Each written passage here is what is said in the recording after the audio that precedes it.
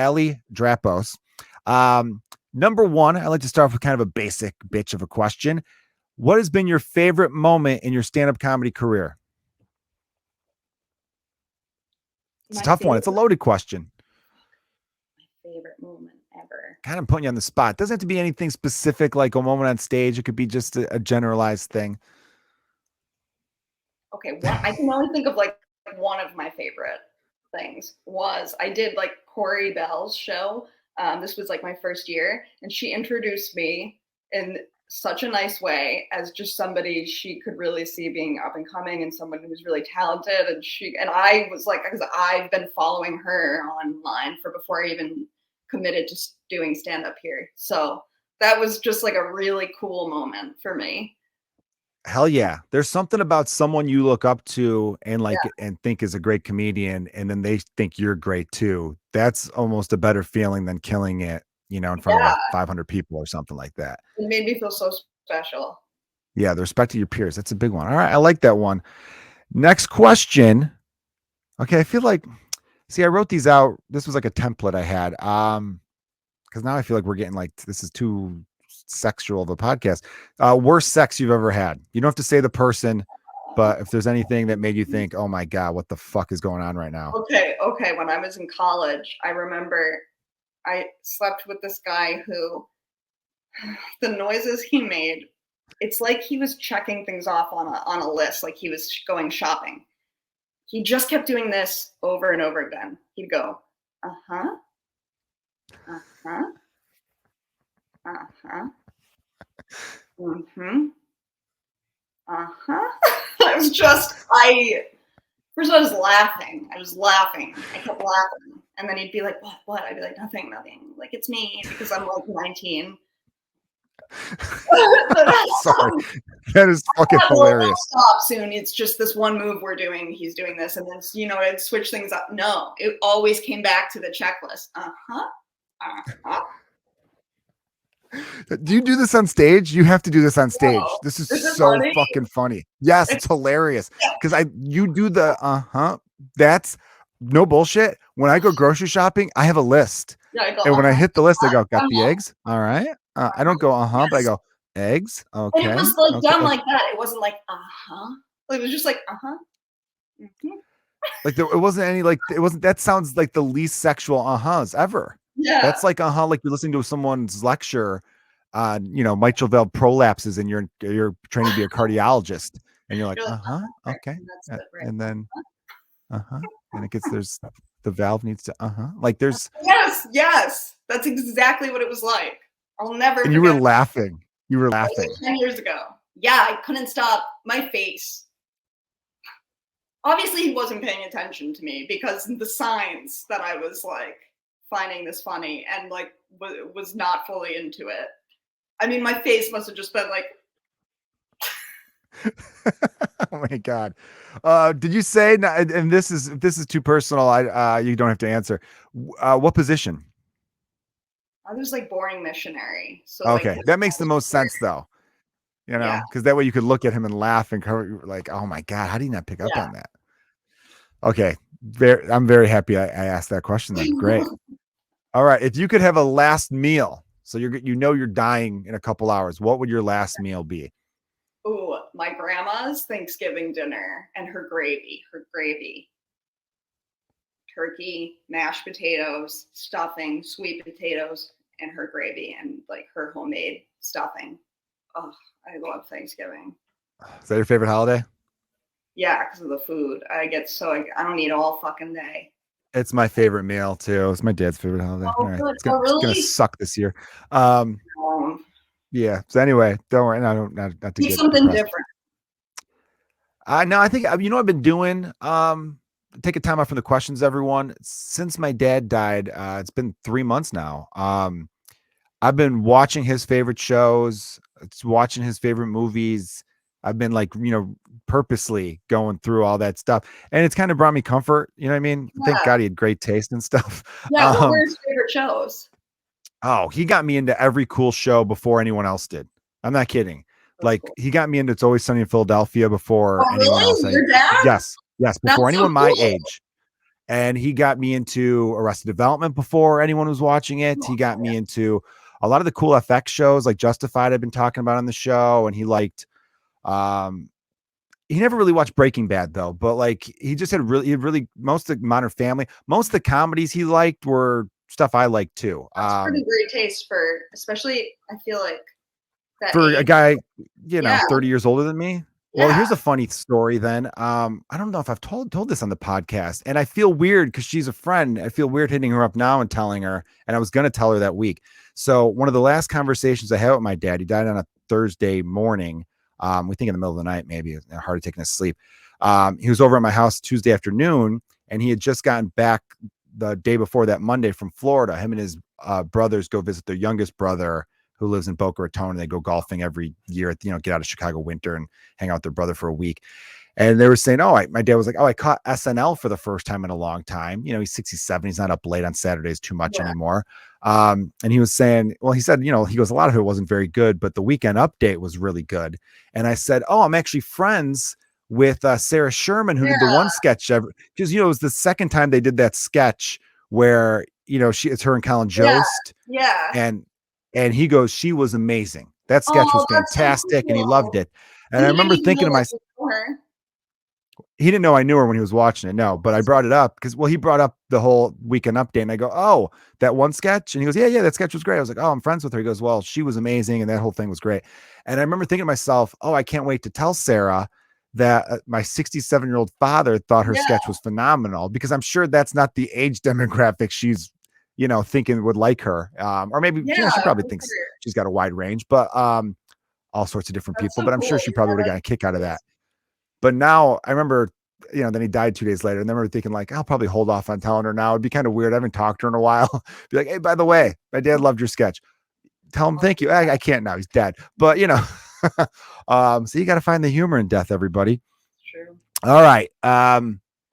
So last meal, that's a good one. Thanksgiving that's why I love Boston Market. It's like a little mini Thanksgiving. I was just going to say, I'll go to Boston Market anytime I have like a hankering for it.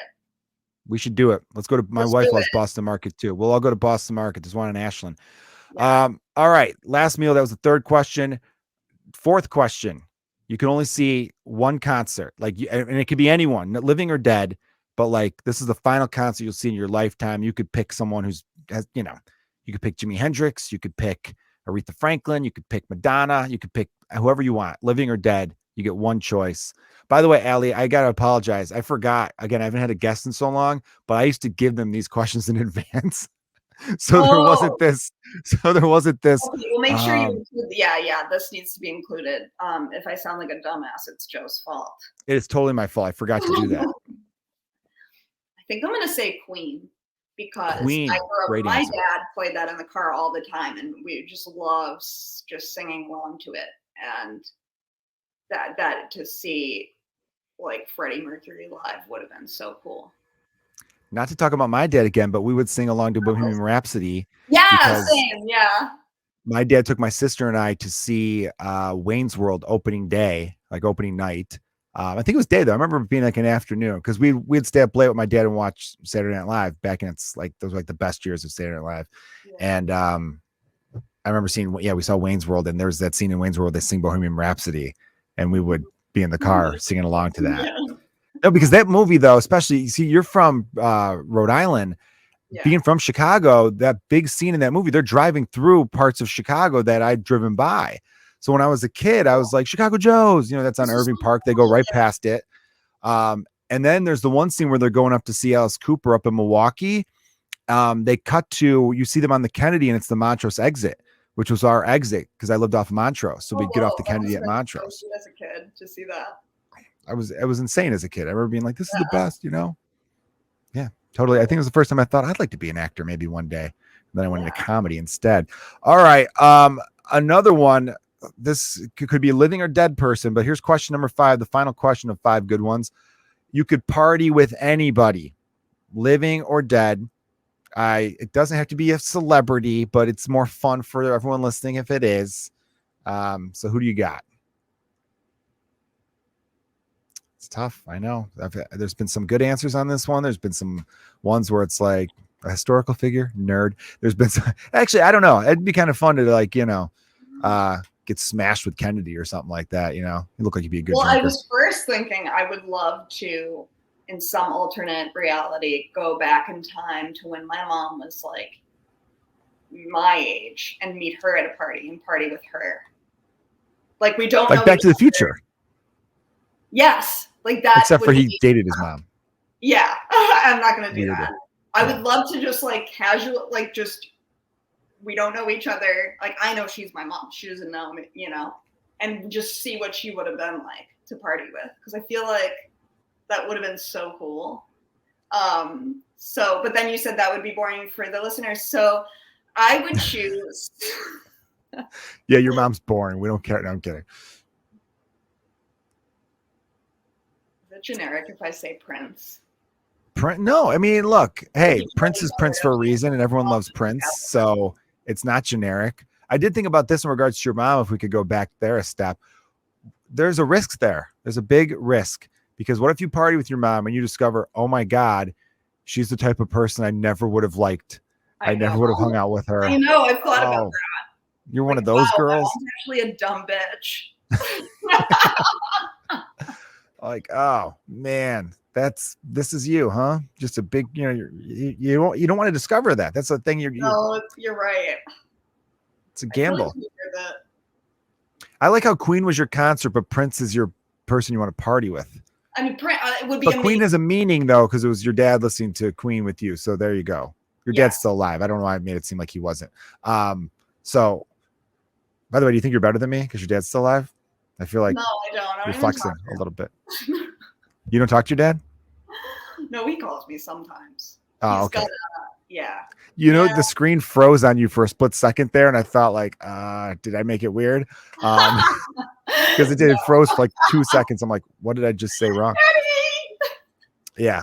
No, as comedians, we have to find like I was talking about this with Jonah Jerkins. He brought me to a Bulls game and we sat like basically courtside. We were second row. And when he sent me the text, his girlfriend was like, I don't know if you should have sent the text that way. His text to me was, hey, do you want to come to the Bulls game with me? I got these great seats, free ticket, obviously, we're basically courtside. And then his follow-up text before I could answer was, and yes, this is because your dad died. And so his girlfriend was like, I don't know if that was appropriate. And Jonah was like, no, Joe's a comedian and my parents are dead, so I can make this joke. It's totally appropriate. And I said back to him, I go, no, this is very appropriate. It made me laugh. Yeah. And then it also made me think my dad would be like, oh, hell yeah, milk this. You got to milk this. Yeah, milk it. Yeah, for sure. Milk the hell out of it. Because I remember when I had kids, my dad said, you don't understand. You have kids now. It's the best excuse for getting out of things. You say to them, sorry, I have kids. I can't make it. Just telling people I'm mentally ill isn't enough. And so maybe I should just have kids so I can be like, I can't, my kids. Yeah, it really is the best excuse. The number of times I've been able to be like, I just, the kids, they need me, the whole thing. Immediately. And then I get off the phone with them and my kids are like, what's going on, Dad? I'm like, nothing. Fucking watch your iPad. Leave me alone. All right, Ali, thank you so much for doing the podcast. No problem. Thank you for having me. This was really fun. I had a great conversation with you. I hope everyone enjoyed it. Tell everyone where they could find you, follow you. That way, everyone subscribe to her. That because she only puts out great shit. It's nothing. All thriller, no filler. Yeah, no filler. You can follow me at Ali Drapos, ALIDRAPOS on Instagram and TikTok. And you can basically see me every Wednesday at Laugh Factory at 8:00. There you go. If you're in Chicago, go to my favorite club, the Laugh Factory, 8:00 on Wednesdays. Follow her on that stuff. I mean it. Like, I don't look, I've had some people on this podcast where I say follow, and I'm kind of like, you don't have to. I think Ali is a great follow. Definitely some funny your shit. Support has meant a lot to me because thank you. You were one of the. I mean, it's not fake. I really am a fan of yours. So no, I know. I believe you. You were one of the people I first saw, and I was like, I want to do that. I want to do what he's doing. So it meant a lot to me. You want to irrationally yell at people? Yeah. Were you there for one of those sets? I'm good for those once a year. It's been a while, so I feel like I'm due to lose my shit on stage.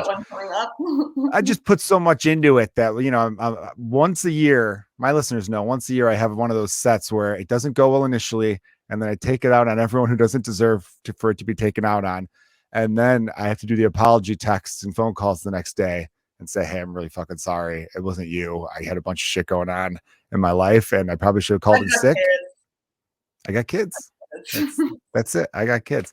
All right. You're the best. Everyone follow Ali, and everyone, thanks for subscribing and, listening to the podcast. If you want bonus content, I just put up a bonus episode of the Patreon in which I did my top 5 dramatic performances by stand-up comedians.